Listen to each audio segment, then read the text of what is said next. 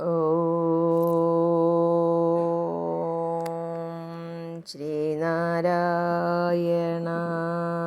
പരമഗുരവേ നമഃ. ശ്രീനാരായണ ഗുരുദേവ തൃപ്പാദങ്ങളാൽ വിരചിതമായ ശിവശതകം ശ്ലോകം 93. അവമതി ചെയ്തു തഴച്ച കാടു തന്നിൽ ഭവമൃതി വിത്തു മുളച്ചു മൂടുമൂനി ഭുവനമതിങ്കലിരുന്നു മണ്ണു തിന്നും ശവമെരി തിന്നുവതോ നരിക്കൊരുണോ. നശ്വരമായ ഈ ശരീരം നരിക്കോ ഊണായിത്തീരും.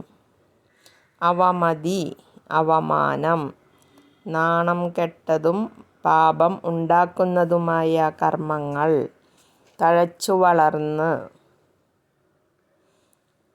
കാടുതന്നിൽ, ഈ പ്രപഞ്ചമാകുന്ന കാട്ടിൽ, ഭവമൃതി വിത്ത്, ജനന മരണ രൂപത്തിലുള്ള സംസാരമാകുന്ന വിത്ത് മൂടുമൂന്നി വേരുറച്ച്, ഭുവനം ലോകം, മണ്ണു തിന്നും മണ്ണിനു തുല്യമായ ലൗകിക വിഷയങ്ങൾ തിന്നും അനുഭവിക്കുന്ന ശവം ശവതുല്യമായ ഈ ശരീരം എരി തീയെ നരിക്കൊരുണോ, കുറുനരിക്ക് തീറ്റയാവുമോ.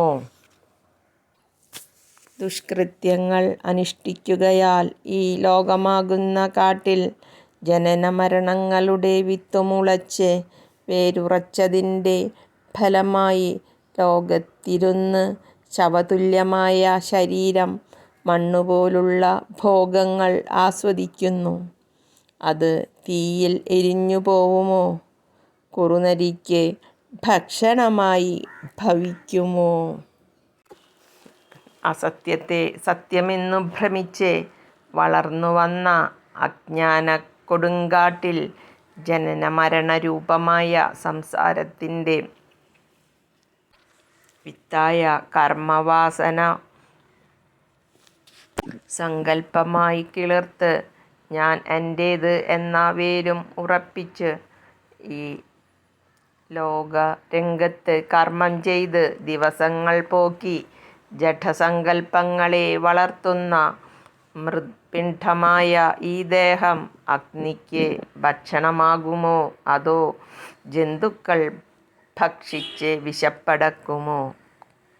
ഞാനാര്, ഈ ജഗത്തെന്ത് എന്നീ പ്രശ്നങ്ങളെക്കുറിച്ചുള്ള അജ്ഞതയാണ് എല്ലാ ദുഃഖങ്ങളുടെയും ഉറവിടം.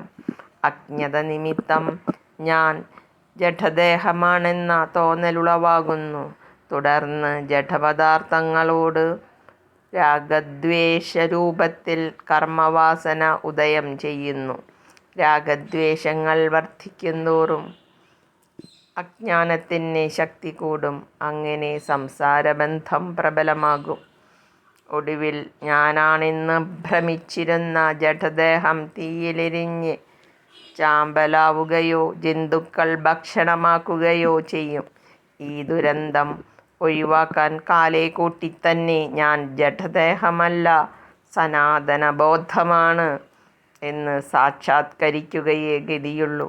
അതിന് ഭഗവാന്റെ കാരുണ്യമുണ്ടാകണമെന്നാണ് സൂചന.